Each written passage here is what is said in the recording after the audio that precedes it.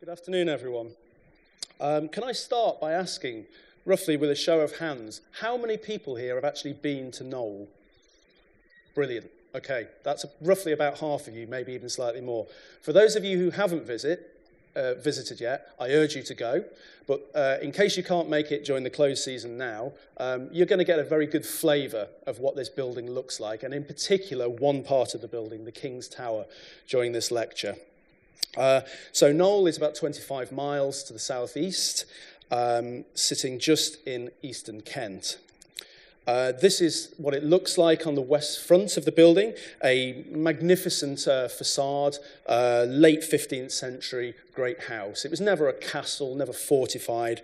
It was a mansion, a palace, and it was originally built by an ex-Hundred Years' War soldier called Sir James Fiennes, who is actually an ancestor of Ranulph Fiennes and Ralph Fiennes, the actor, and later was taken on by the Archbishops of Canterbury before passing into the Tudors, and then was sold to the Sackville family, and they are still gamely living there 400 years on. And this was very much my life for a period of about 3 months. As you can see here, there are a number of floorboard interventions. We've ripped up the floors to have a look at what was going on under in the timber joists and beams. The purpose of this is part of an ongoing program of repair and restoration to the house, which is being funded through the National Trust, who manage the property at the moment. And they wanted to find out what the structural integrity of the building was like, sort of 400 years on from the last time it was seriously remodeled by the Sackville family. And as part of that, they wanted to actually take up the floorboards to find out how the mortars and tenons still sat together. Were they slipping? Was there any structural problems? As they go forward into opening up new areas of the house, they're going to roughly double the amount of rooms that are available to view to the public than it is now. So they wanted to make sure that the increased numbers of traffic could actually cope on these floorboards. So this was my life. While the structural engineer and the architect were looking down these holes, I was there recording what lay beneath. And here we are in the cartoon gallery, and a run of, I think, about 25 metres of floorboards taken up there. And we looked in almost 40 different rooms below the floors, sometimes very small interventions, sometimes very sizable ones. Now, I'm going to talk to you in some detail about one specific part of Knole, and that is the King's Tower.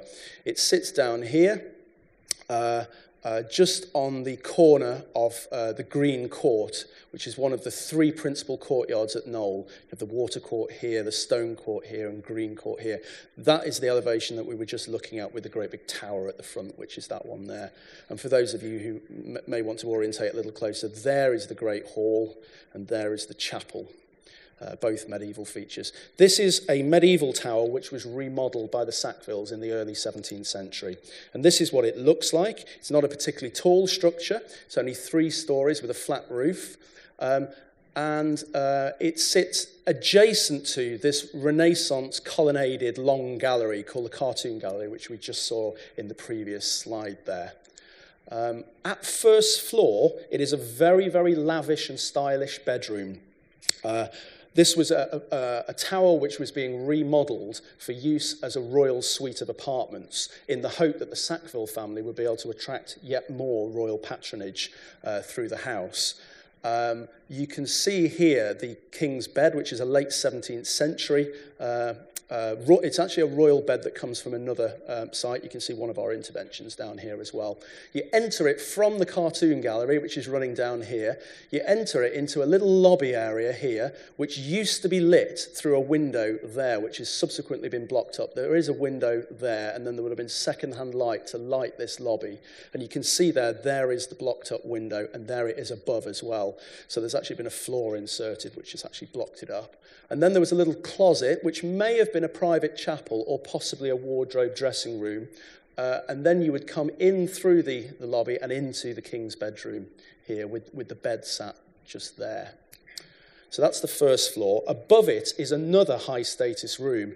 Now, I mentioned earlier that Knole is opening up many, many new rooms. This is going to be one of them. It's currently used as a storehouse. There's paintings and furniture and artifacts and that type of thing in there at the moment. It's not had the most glorious history. It was this posh bedroom above the king's room, and now it's turned into a rather dilapidated storeroom.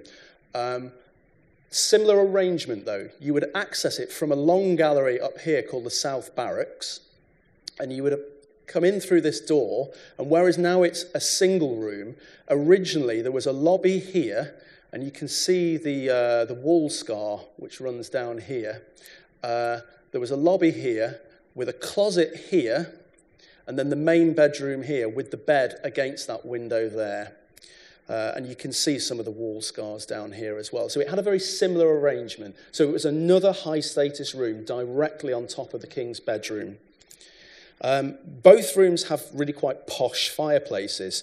You can see here that the fireplaces were actually inserted. Here's the chimney, which has been inserted, these early 17th century chimneys. And you can see that there was originally a string course running through here, which has actually been chopped through, and they've put this brick chimney in, and you can see where it was originally built of stone. And this is the fireplace that they actually put in the upper room, the king's store, as it's called now. A really nice sort of Renaissance style fireplace. Downstairs, we think there was originally a fireplace somewhat akin to this one, but it was later remodeled in the later 17th century. In fact, there's a little graffitied date, I think it's 1693 just on there. But fireplaces are going to become quite important within this lecture. Now, I've mentioned this remodelling, but the question has to be asked, who was doing it and why? I've mentioned the fact that the Sackville family had recently taken hold of Knole, and they were quite a powerful family in the land. Thomas Sackville had been treasurer to Queen Elizabeth and became treasurer to James as well. He's a very interesting fellow. He seems to have been able to sort of balance the vagaries of politics and religion, the very turbulent time in the late 16th and early 17th centuries. So he was able to sort of manage that and balance it, and his family rose with that. In his younger life, when he was a student, he had actually written the very, very first ever blank verse play called Gorboduc.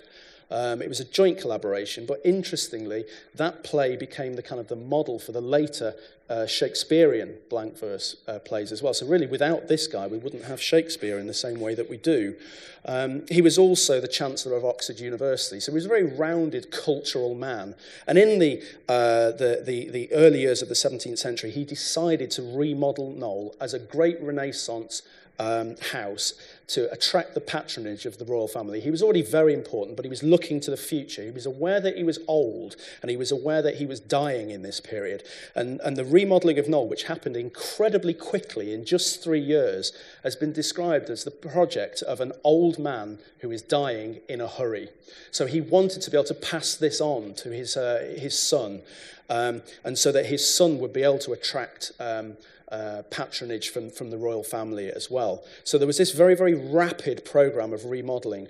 In a normal sense, what these aristocrats would have tended to have done was actually to have swept away the old building and built afresh again. But Sackville knew he didn't have time for that, so he remodeled an existing medieval building and tried to make it into a great Renaissance palace.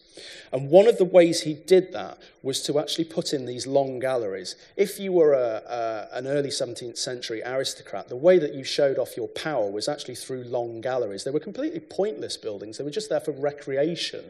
They were somewhere to parade and promenade and maybe read poetry, etc. But it was a way of demonstrating your power and status. Now, Sackville built 5 of these at Knole, just to really hammer home the point that he was the big man. But the main one I want to talk about really is the Cartoon Gallery and how it relates with its other galleries to the King's Tower, which we're going to discuss in some depth. So if you were the king and you wanted to communicate with the person who is in the upper King's store, you would send your retainer down the cartoon gallery, up the second painted stair, which is an incredibly fancifully painted staircase. He would then cross the retainer's gallery, which is another household staff long gallery, down the south barracks, which seems to have been a kind of a possibly communal sleeping area, but certainly an access route, allowing access to the Upper King's Store. Now, he may have wanted to do that simply because whoever is above him is probably a very, very important household retainer, possibly a prince, possibly an earl, possibly a duke, someone that was very, very important. We don't know specifically who would have used that space, but it would have been someone very, very close to the king himself. So you've got this interrelationship between the two stories of the King's Tower. Now, the king at the time, of course, was James I of England, 6th of Scotland. Another very interesting man, somewhat maligned. We all know about Queen Elizabeth, but James, who sort of follows on, very little seems to be reported about him. If you go into Waterstones and look on their bookshelves, you can see shelves and shelves and shelves about the Tudors, Henry VIII and Elizabeth and the Spanish Armada, etc., maybe one book, if at all, on James. In fact, the last time I went in there wasn't one at all. The Waterstones in Kensington there. He's a very interesting man, a man of many shades and colours. He, of course, patronised the 1611 King James Bible. He, of course, was Shakespeare's employer. So a very cultured man, but a man with many contrasts. He had a very, very interesting and very profligate sex life, with lots of scandal attached to that. But one of the things, possibly I would say the founding principle of James's entire existence during the 1590s, was his encounter with witchcraft trials. Now, prior to 1590, James had paid almost no attention to European witch hunts at all. In 1590, James went across the sea to pick up his new bride, Anne of Denmark. And during that voyage, there was an enormous storm that was cooked up. And in Denmark, the authorities decided that this had been produced by a coven of witches, and there was a series of witch hunts and trials and accusations and later executions. And this seems to have had a great impact on James, who spent about 6 months of his life in Denmark learning about witchcraft hunting in Denmark. So much so that when he came home, a coven of witches was accused of starting the storm in conjunction with the Danish witches, and therefore the very first witch hunt in Scotland began. And this was in 1590, and it ran for about 3 years, and approximately 100 people were executed, a particularly traumatic time in Scottish history. The interesting thing is that James took this very, very, very personally, and he actually acted as the interrogator in several of these cases, particularly Agnes Sampson, who was one of the accused witches, who is reputed to have whispered into his ear the words that his bride had said to him on his wedding night. Anyway, she obviously met an extremely unpleasant end. And these witch trials rumbled on for about 3 years, and James himself anonymously published a book about them called News from Scotland.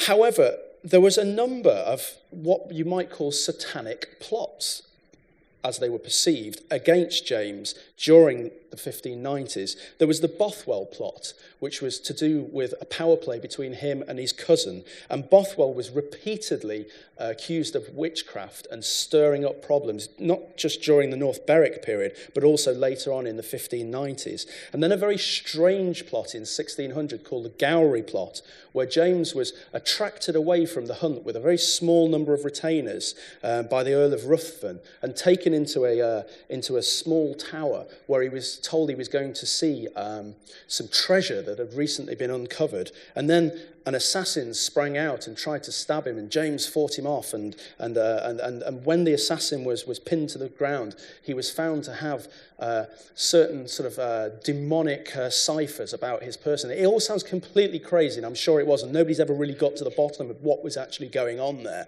But it seems to have been, again, a power play between James and one of his aristocrats that went on in a very conspiratorial manner to this accusation of magic formulas being on the body of the assassin. So James is a man that is very, very connected to witches and the witch hunts.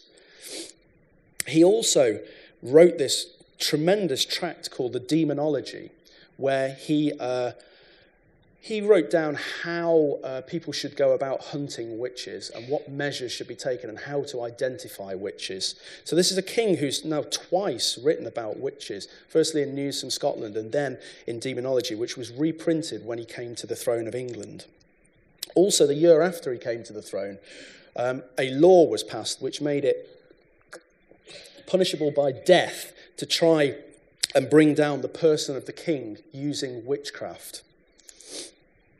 Interestingly, during the later period of James's life, he seems to have stopped thinking about witches quite as much. He had enough problems in his country anyway, dealing with rival Catholics and Protestants, problems on the continent. He had enough to be thinking about there, so that when the Pendle witch trials occurred in 1612, James took no part in them at all. But they seem to have been inspired by his earlier witch hunts in Scotland and also his publications as well, so that there was this drive to uncover witches in Lancashire in 1612. James took no part, but certainly was the inspiration for them. Now, I've talked a little bit about witchcraft so far, but why was this an issue? Now, for many of you sitting here, I'm sure you're thinking, what on earth is this archaeologist rabbiting on about here? You know, why is he talking about witches? One of the things you have to realise is that life was radically different for people in the 17th century. It was very, very, very different on many, many levels. And you could almost say that the people alive then were living a completely unique and different life to the ones that you lead today. And this led to differing ways of viewing the world. So you can see that it was a time where privacy didn't really exist, where people would be sharing beds, where bedchambers would also be audience chambers. So there wasn't this kind of idea that you lived your life on your own in your home as a castle and kingdom. And that even childhood didn't really exist. You know, the children of aristocrats would be sent to live with other aristocrats. They wouldn't have that familial relationship. Or artisans would send off their children to be taught by others. So, you know, there's these many, many ways in which life was just not the same. Certainly, if I lived in London right now, at the age of 37, I'd be considered to be quite old. You know, life expectancy was very, very low. And really this line from James Shapiro's Contested Will, that pre-modern conceptions of self and one's place in the world were not identical to our own. Those who view the lives of early modern men and women through the lens of modernity ought to proceed with caution. So what I'm saying here is just come with me on this journey of discovery about the witchcraft and Knole, because there is some marvellous revelations that can be made here. And witchcraft was certainly held to be a very, very real thing. It was perceived to actually be the case. Evil was incarnate. The devil was stalking the land. This was something which people were tremendously aware and afraid of in the early 17th century. And it was this period of enormous turmoil and social change. And this is the reason why people were accusing one another of being witches. It was very, very much like our problems today being blamed on immigrants or benefit scroungers. It was that scapegoating. And just as much as those accusations in the modern world are made against people who are perceived to be lower down the social scale, it was the same, that the problems of society in the 17th century were blamed on outsiders as well. And those outsiders were people who were maybe living beyond the legal remit, the cunning folk, the herbalists, the astrologers, people who were living a very different and alternative lifestyle. And it's all of these problems listed on this slide. Things like religious change, where society had been dropping from one way to another, Catholic, Protestant, for about a century. Social change, the doubling of the population, and the pressures that put on people. Also agricultural change, which also fed into that. People couldn't feed themselves anymore. They were being kicked off the land. There was this lack of food. And a drop in wages. Class tension. You often find in witchcraft cases that it's slightly richer members of society who are actually persecuting and accusing lower status people. And also it was enshrined in law. We've already heard about the 1604 Act, but also it was there in the 1500s as well. So this was a tough time for people, and accusing witches was one way that they actually dealt with their own internal problems. So to come back to Knole, I was working there in January of 2014, and I was working in the Upper King's store, and I was working to record this beam here. And on that afternoon, I discovered this mark carved on the beam. There it is interpreted. That's what it actually looked like. I knew what this was because I'd seen them. I'd been to lectures about this, and I'd read about them. And it's actually called an apotropaic symbol. Here you can see its exact location, just on the beam there, facing the fireplace.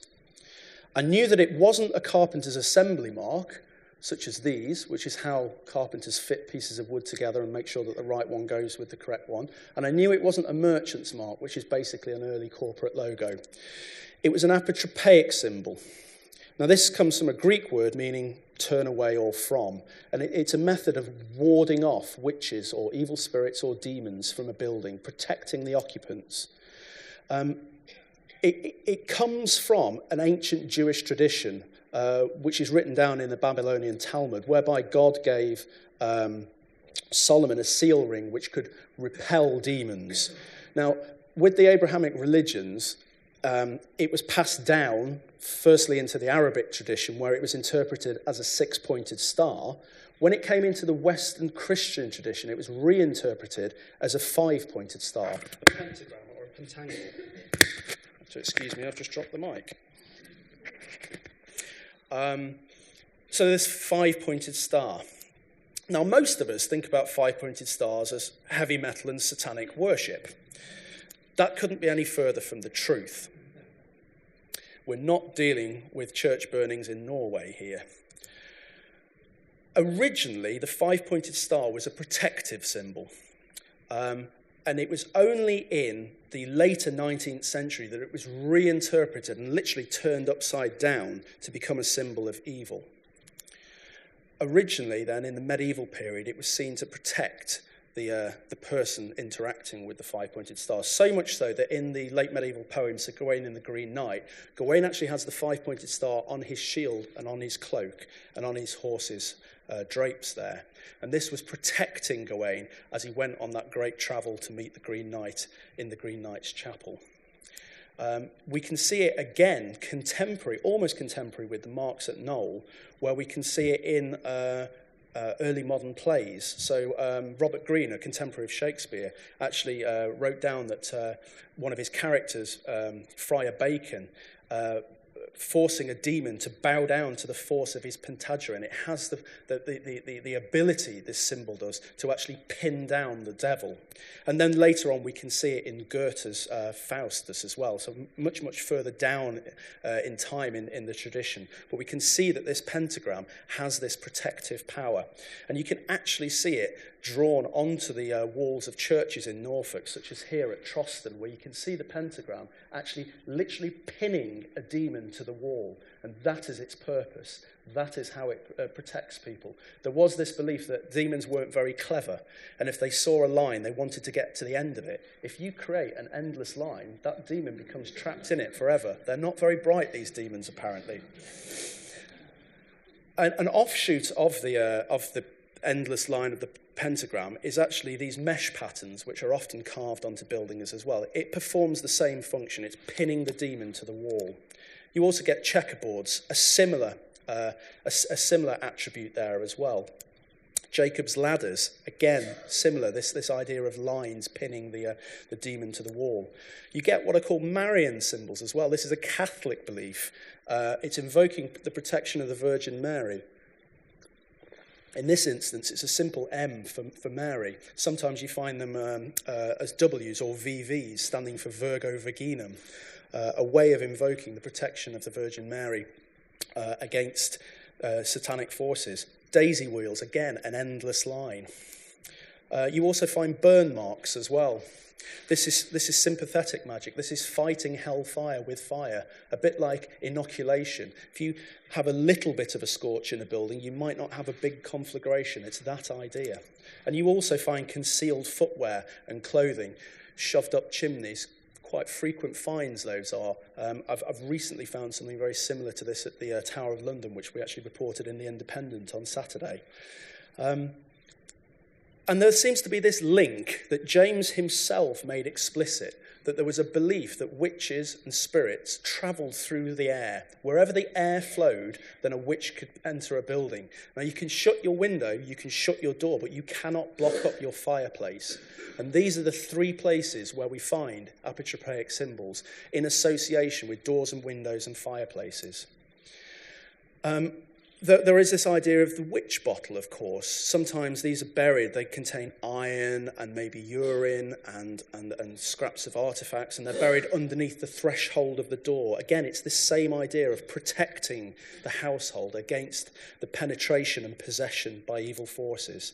And I've already mentioned the shoes shoved up the chimney, but just to give you a little bit of a folkloric insight into this, there is this idea of the window peeper. He's one of the Yule lads in Iceland. These are their gift bringers at Christmas. There's 13 of them, and they all have these quite sinister attributes.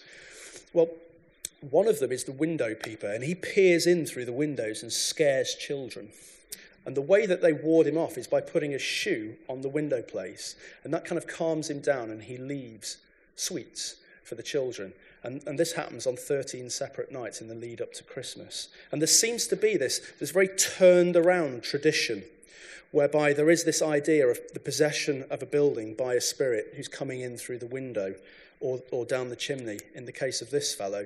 Remember, this is effectively a spirit coming down the chimney.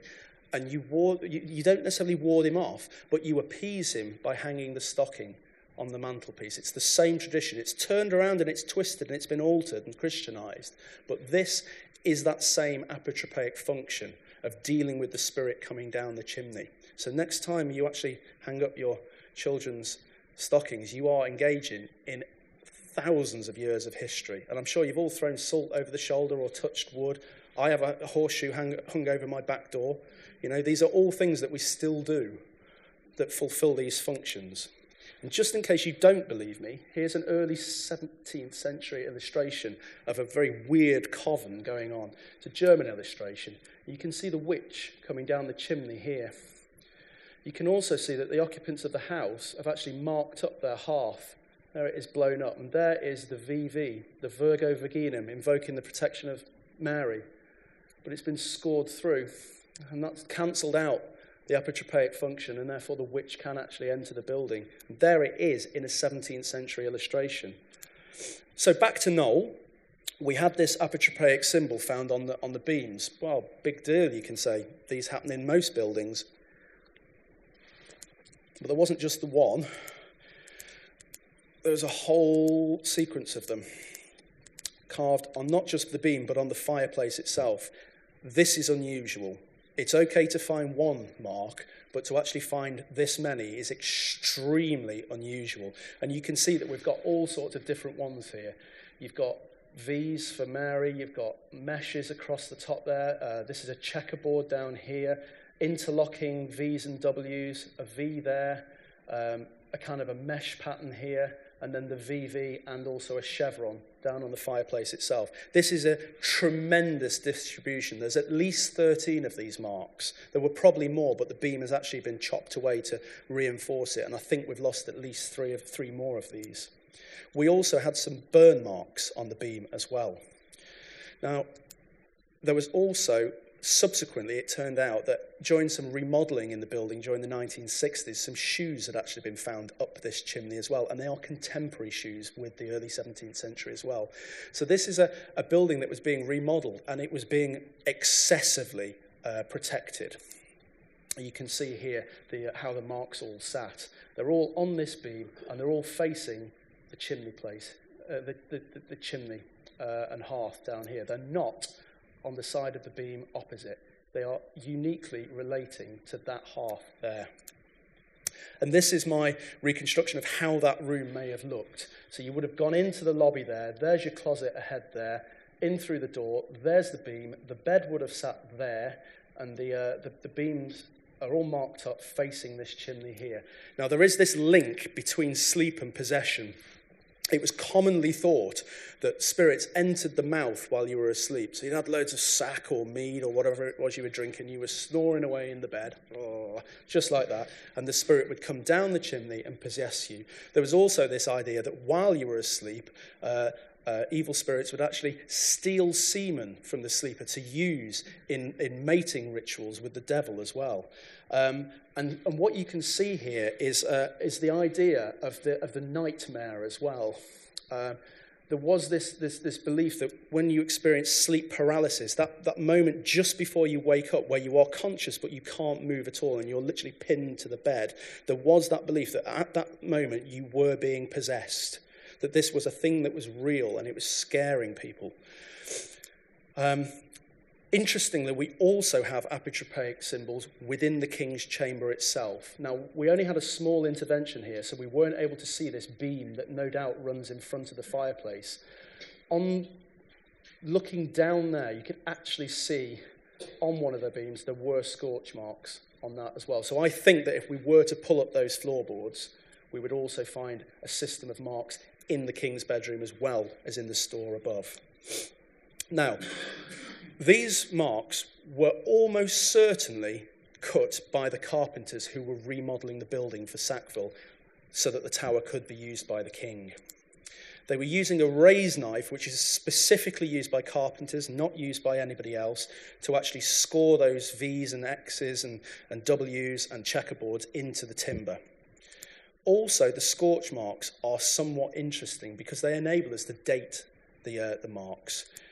Because you can only scorch them vertically, whereas if you see in the previous slide, they're actually running horizontally. If you have the beam upright, that's the only way that you can actually get those marks onto the timber. If it's horizontal, they'd be running in a different way. So this is showing us that the scorch marks and the scribed inscriptions as well had to be put there by the carpenters. Now, as I said before, there are these marks all over Knole. As you can see, this is the most recent distribution of pattern of them. That's the most recent one that I found in the old laundry only a couple of weeks ago.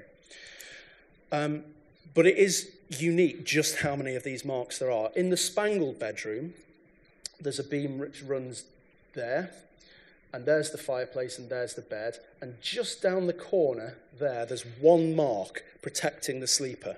But that's just one mark in this bedroom. In the king's store, there's at least 16 of them. Now, in terms of dating them, we know that the carpenters put them onto the beam, so we dendro-dated the beam using tree ring dating. And it turned out that these were put on when the building was being put together in the spring and summer of 1606. So the tree was actually felled in the winter, and then the timbers were laid the following spring and summer. And of course, this had just happened, the Gunpowder Plot. I don't need to run through the history of it. It's well established, it's well known. What is lesser known is the aftermath of the Gunpowder Plot. What happened and how the government state propaganda machine spun into action. So first off, we have Guy Fawkes being caught with his famous lantern, possibly now at the Ashmolean, not the Bodleian, the Ashmolean. And of course, he was interrogated quite brutally at the Queen's House at the Tower of London, somewhere else we've just been working where we found lots of apotropaic symbols. The very famous signature before and the very famous signature after. And then, of course, the executions at the end of January in 1606, a particularly brutal period in time. There was the desire to pin down a ringleader, and they decided that it was Father Henry Garnet, a Jesuit priest. They couldn't have possibly cooked this up themselves. There must be a Catholic mastermind behind it. And they went for Garnet. He knew about the Gunpowder Plot, but he'd actually said, no, lads, don't do this. This is a really bad idea. We're all going to get it if you do this. And he was quite right. And they went after him. Garnet had actually written this book, The Treatise of Equivocation, basically telling people how to lie and get yourself out of trouble without damning your soul. Very, very clever and cunning book. But it didn't get him out of it, and they made an example of it. And he was executed in May of 1606. And then there was this official reaction. There was James speaking to Parliament, public sermons, censorship, tracts denouncing Catholicism, the oath of allegiance, and official anniversary sermons. It's not unlike what happened after 9/11. It's a very, very, very similar process that actually occurred. And you can see things like James using this sort of hellfire and brimstone terminology to describe what had happened, laying the blame explicitly at the door of Satan and the witches. You can see here James sat in Parliament. Here's the plotters, and there's the origin of their misdemeanors in hell itself. You've got Robert Cecil, the Earl of Salisbury, calling it an abominable practice of Rome and of Satan.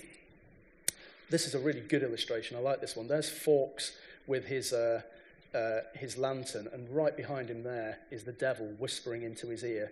And there's the plot being cooked up with the Pope and a little devil there. Very, very emotive illustration. Lancelot Andrews gave the first anniversary sermon, and he's using, again, very satanic language, blaming it on the devil himself, and that the blow was the devil's, but the ward was God's. So again, they're blaming the plot on satanic forces. And then you can see sort of pamphletry being published at this time as well, blaming it again, the monstrous birth of the Roman harlot, the quintessence of Satan's policy, the furthest reach and stain of human malice and cruelty. And there's the Pope on his Pope-mobile with his demons, his satanic hordes. This is how people were thinking at the time. A more measured reaction was Niccolo Melino, the Venetian ambassador, and he actually spent time at Knole himself. But he describes, again, this kind of 9/11, post-9/11 or 7/7 uncertainty and fear, terror, and speak of mobs and plots. You know, this very emotive language that's being used to describe the unrestrained fear in the populace of London at the time. And then there were the powder plays. These are all plays which have links to the Gunpowder Plot. They're inspired by it. They're not coming out and saying, this is the play of the Gunpowder Plot, but they have certain themes within them. So there's sort of John Marston, Barnes, Dekker, and that fella Shakespeare, who nobody's really heard of these days, but he wrote this little-known play called Macbeth, which is actually about the Gunpowder Plot. It has the themes of the apocalyptic destruction of a kingdom, undermining plots, equivocation constantly being referred to. Of course, it's the Scottish play. We have the Scottish king on the English throne. There's witches in it. Interestingly, witches who do get away with it at the end. They don't seem to have any repercussion within the play. An interesting notion to actually take at the time. And then there's this fellow, the Devil's Porter, who repeatedly uses the word equivocation, constantly. This is a reference to Garnet, Henry Garnet, who the plot was pinned down upon. And really, if you don't believe me so far, look at Michael Boyd's portrayal by Jamie Beamish of the Porter. You've got him here dressed in red with blood dripping down his red beard. You know, fireworks strapped to him like a suicide bomber, smoke bombs going off all over the Royal Shakespeare stage. They really, really, in 2011, brought out the satanic message based on the Gunpowder Plot that Shakespeare was angling for in this play. Now, I'm not suggesting that it was King James himself who ordered these marks to be made. I'm not even suggesting it was Thomas Sackville. I'm suggesting that it was Matthew Banks, the carpenter, who soaked up all of this Gunpowder Plot propaganda, who was possibly a very patriotic man, but certainly a man who was afraid. He was afraid of what witches and the devil could cook up within the country. And also, I think he wanted to do a good job. He knew that he was working in a building that was being constructed specifically for James I, and that it was at this time where James was considered to be very, very vulnerable, where he and his government ministers were pumping out this propaganda. And I think Banks soaked it all up. And he took his raise knife and he made sure he'd done a bloody good job with the apotropaic symbols in the King's Tower. And he also put on, of course, the scorch marks. We've recently been involved with work with James Shapiro, the quite famous Shakespearean scholar who's put out this book, 1606. And so convinced was he of what I'm talking to you here now that there's actually 2.5 pages in this book dedicated to the Knole story. So I urge you to pick up that book. It's excellent. I was there at the launch the other week, and he actually stood on the stage at the Globe and did a 10-minute portrayal of my work, which was kind of weird. There I was hearing my own thesis given by somebody else. Very strange environment to be in. So we've actually managed to persuade him within his book about the year 1606 and how Shakespeare himself soaked up that Gunpowder Plot propaganda and regurgitated it in the form of Macbeth, and also to an extent King Lear as well. So to conclude, we have apotropaic symbols carved onto the beams at Knole. There's an enormous number of them, more so than you would normally find on a building of this type and date. We've also got shoes thrust up the chimney, a double protection, if you like. There's a lot of apotropaic symbols at Knole. Only these ones are we able to date specifically to the 1606 remodelling of the King's Tower, which was being done by Thomas Sackville with the specific intention of attracting patronage to the family and to the house of the king. And of course, we have a king who is uniquely interested in witches at this period.